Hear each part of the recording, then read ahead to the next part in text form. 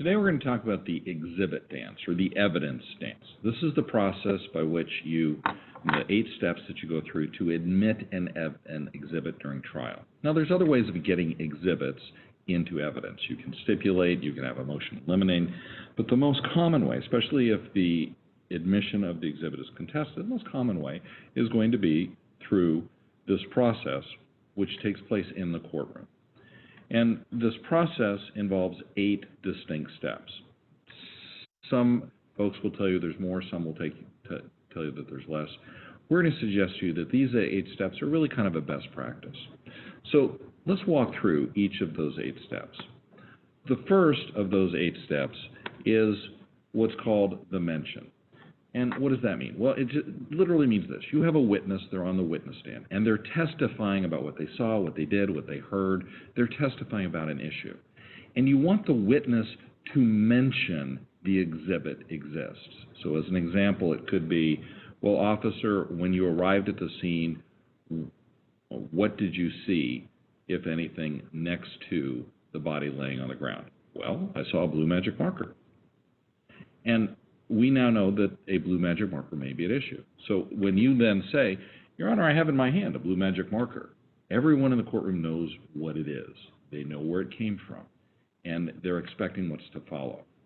And so by having the witness mention it up front, whether it's the blue magic marker, whether it's the contract that was in dispute, whether it was a memo that was written on a particular date, by having the witness mention it, then by doing that, then you're able to really short-circuit a lot of questions and a lot of confusion later upstream. So the first thing is the witness simply mentions the existence of it. But now we have to give this exhibit a name, because right at the moment it doesn't have any legal existence. It doesn't have a name for the record. And there's a lot of blue magic markers in the world. There's a lot of contracts in the world. So we have to be very specific for our record as to what it is that ultimately the jury is going to see. And to do that, the thing has to be marked. It has to be given a specific name, and only the court clerk can do that. Now, sometimes the judge will let you stipulate to exhibit numbers in advance, but for our purposes, we're going to assume that the court clerk is the only one that can mark an exhibit. Yes, sometimes their exhibits are pre-marked. But for our purposes, we're going to assume that you have to go through this process.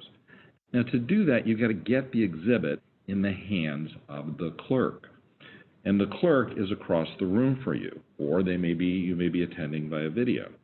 In which case, whether you're across the room or attending by video, ultimately you have to get this thing in the hands of the clerk so that the clerk can put a specific mark, a tab, whether it's electronic tag or some other form of physical tag, on the exhibit.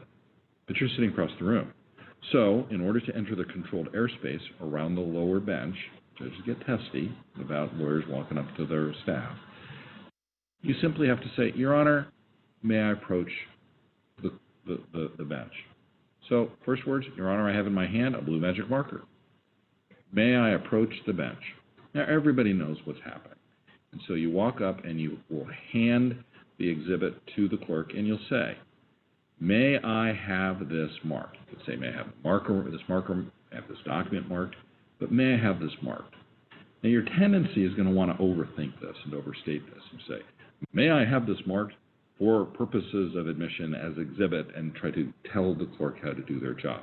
I encourage you, a best practice is, unless it's been pre-marked, unless there's some reason why this thing has to have a number that's out of sequence, the clerks have their own numbering sequence, and the best practice is to simply say, may I have this marked? And the clerk then will put a mark on it. They'll put a tag on it. They'll somehow make it indelible so that this thing is in fact Exhibit 1. And they will intone for the audio record, Exhibit 1 has been marked. Now you notice I just said Exhibit 1. In some jurisdictions, it's not yet Exhibit 1. In some jurisdictions, it is that which has been marked for identification as Exhibit 1. It's kind of like the artist formerly known as Prince, distinction without a difference, except it hasn't been admitted yet. It has simply been marked for purposes of identification. Most jurisdictions don't really draw that distinction. Once the Exhibit 1 has been marked, it's Exhibit 1 forever, but it just hasn't been admitted into evidence yet. So once the clerk marks it, it has a name, but it's not in evidence. And the jury and the judge don't get to look at it just yet. Because the next thing that has to happen is you have to walk back across the courtroom and you have to show it to your opposing counsel. Now, the reason why you're doing this is so the opposing counsel knows what it is that got marked. Now, probably they already know, and probably you've given them a copy, and if it's a document, ideally the easiest thing is simply hand them a copy, but you actually need to show it to them. They have a right to inspect it beforehand. Now, you could get real wordy right here, and sometimes lawyers do, but they don't have to. You could try to make this a big moment. Your Honor, it is with sense of pride and great historical moment that I am now showing that which has been marked as Exhibit 1 for purposes of identification to opposing counsel so that they may examine. You don't need to do that. You don't need to make any record other than counsel. In fact, you don't even have to say anything. But you have to actually perform the act, because if you don't, your opposing counsel will stand up and object, because they have not yet had the opportunity to inspect Exhibit 1. You simply have to perform the act. After counsel has seen it, now you want to put it in the hands of the witness. But the witness exists in kind of controlled airspace. Judges get testy about lawyers getting too close to witnesses. There were abuses in the past of lawyers that sometimes got too aggressive with witnesses. And so the witness and the bench, they're kind of in controlled airspace. So in order to get there, you have to ask permission. You have to get a clearance. And that's really simple. Your Honor, may I approach the witness? And the judge knows what you're doing. And so they'll say yes, at which point you walk up to the witness. And you hand the witness the exhibit. You physically hand it to them. But notice how I said that. You hand the witness the exhibit. And there's a magic phrase that we want to practice at this stage of the proceeding to make a record of what we're doing. And what are we doing? We are handing the witness the exhibit. But the exhibit isn't the exhibit. The witness isn't the document. I'm sorry, the exhibit isn't the document. The exhibit is that which has been marked as Exhibit 1. It has a name. You can call it that which has been marked as Exhibit 1, the marker, that which has been marked as Exhibit 27, the contract, but it has a name, and that name is Exhibit whatever. So you hand it, and as you're handing it to the witness, you say, I am handing you that which has been marked as Exhibit, fill in the blank. And next thing we're going to do is we're going to lay foundation. We'll talk about the 5 issues around foundation. But foundation, ultimately, in this context, it consists of 3 core questions. They can be expanded, and sometimes are quite a bit, but the basic topics to be covered are 3 topics. The topics are, first, we have to confirm that the witness has the ability to identify it.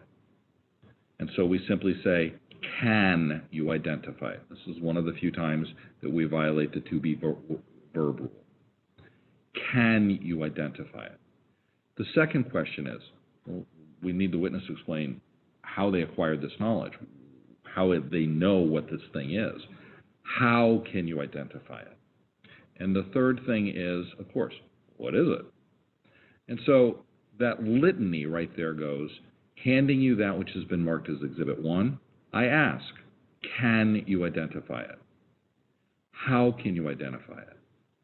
What is it? And once we have done that, and we've covered the 5 evidentiary issues, we have laid foundation. And now comes the time to offer the exhibit into evidence.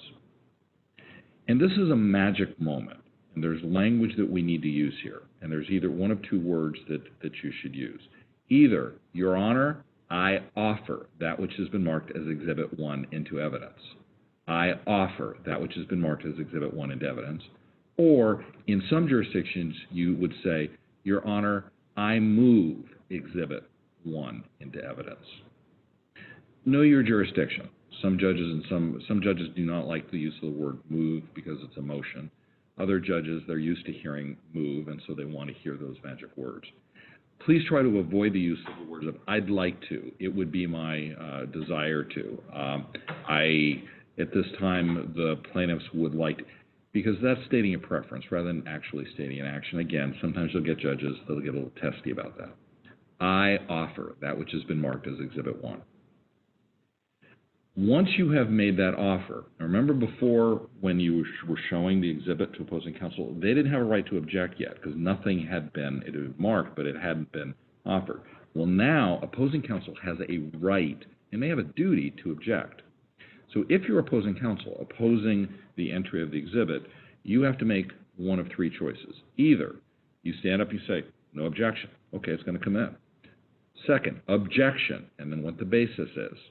And then finally, third is, may I voir dire the witness?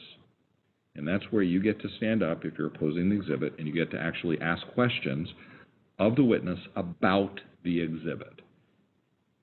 It should not become cross-examination, but frequently there are things that you want to know about the exhibit that relate to whether or not it should come in or not, and so that you can formulate an objection. And that's the purpose of voir dire. Let's assume for our purposes that the actual response that was made is no objection, or that the judge has overruled the objection, and the judge has intoned the words that you're waiting to hear, Exhibit 1 has been admitted. The clerk marks it. It is no longer that which has been marked for the purpose of identification as Exhibit 1, in those jurisdictions that do that. It is now Exhibit 1. And this is important because the judge and the jury now get to see it. They get to look at it. And you just spent a chunk of time getting this thing into evidence. It's important. You did this for a reason. So you're not going to take that document, that magic marker, you're not going to take that and stick it in your briefcase. By the way, once you mark it, it doesn't belong to you anymore. It belongs to the clerk, and judges get very testy if you leave with marked exhibits because they don't belong to you anymore. But you admitted this piece of evidence for a reason. You want your finder of fact to see it. And so the next thing that you have to do, step number 8, the last step, is to publish it. And the way you publish it is you either can say, Your Honor, may I show it to the jury? Or you could use the more traditional word, which is, Your Honor, may I publish it to the jury? And there are different means by which we might do that. One means is to actually show it or to hand it to the jury. This is really disfavored because when you do that, everything stops. Because the juror that has it will be looking at it, they're not going to be listening. All the other jurors around, they're going to be peering over their shoulder because they want to see it, and they're not paying attention. That's really disfavored. We're going to talk in a minute about some other technologies you can use. So those are the 8 steps. Have the witness mention it, mark the exhibit, give it a name, show it to opposing counsel. They don't get to object just yet. Ask to approach the witness, hand it to the witness, lay the appropriate foundation, offer the exhibit, and then finally publish it to your finder of fact. So let's look at, in this context, let's look at what this might look like. Here we have a courtroom, and of course, here's the attorney. And the attorney says, I have in my hand that which is a blue magic marker. Your Honor, may I approach the clerk and ask to have it marked. Once it's marked, then the lawyer journeys back over to the opposing counsel and shows it to them. Don't make a big deal out of it, just saying counsel. And then you ask to approach the witness. Once you ask to approach the witness, you get clearance to enter in that controlled airspace. You walk up to the witness, you hand the document. You say to them, I'm handing you that which has been marked as Exhibit 1. Can you identify it? And you lay that foundation using those 3 questions. Can you identify it? How can you identify it? What is it? And after you have laid that appropriate foundation, then, of course, the next thing is, well, let's offer it. And let's not ask in state of preference. Let's just actually offer it into evidence. And the judge will, at that point, assuming there's no objection, or there's no request by the opposing party to voir dire the witness, the judge will admit it, at which point you then can ask to publish or show it to the jury. And there are different ways. We talked about it is a best practice not to physically hand it to the jury. Some judges actually will get pretty testy with you because you're grinding everything to a halt right then. But you want to show it to them. You can make a blow-up of it if it's a document. That's kind of old school. You can use an overhead projector. Yeah, we used to use transparencies. You can use a video projector. You can have an electronic copy. Judge, I have a digital version of it. May I use the video projector to show it to the jury? You can have a document camera, or what some people call an Elmo, and do the same thing. And that is the essence of, and the 8 steps of the exhibit dance. Now remember those 3 questions that are part of, and they can be expanded, but those 3 questions. Can you identify it? How can you identify it? What is it? Those form the basis of us being able to lay the foundation for the 5 evidentiary issues that we're going to talk about in a different lecture. So, 8 steps: mention, mark, show, approach, lay, offer, and publish. Good luck.